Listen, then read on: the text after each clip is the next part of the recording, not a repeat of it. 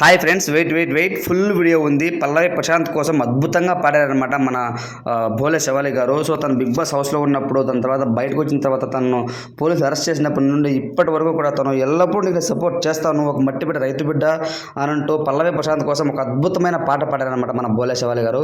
So ఇప్పుడు ఆ యొక్క పాట మీకోసం చూడండి. రాదురా ఏ విజయం నీ కోసం నా కోసం, ఎటు పోదురా నువ్వు చేసిన కష్టం ఎప్పటికైనా సొంతం. కాలంతో పయనించే వాడికి కానిదేముంది, సాధనతోనే సాధ్యమవునని సదాశయంతో సాగర ముందుకు. రాదురా ఏ విజయం నీ కోసం నా కోసం, ఎటు పోదురా నువ్వు చేసిన కష్టం ఎప్పటికైనా సొంతం.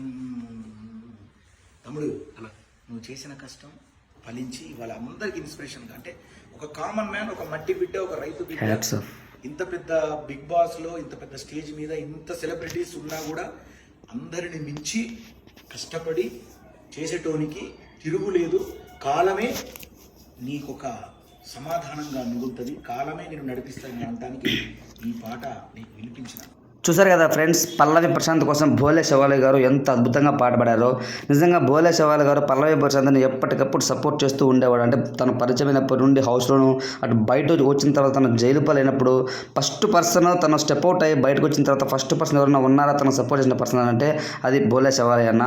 తద్వారా దాని తర్వాత మన ఆట Sandeep master, Jyothiraj ma'am, taste Teja అందరూ కూడా వచ్చారు, శివాజీ గారు అందరూ. కానీ ఫస్ట్ పర్సన్ అయితే మాత్రం భోలే శవాలి గారు. భోలే శవాలి గారు లాయర్ని పెట్టి తను వాదించిన విధానము, పోలీసులతో తను డీల్ చేసిన విధానము అమోఘం అనిపించింది అనమాట.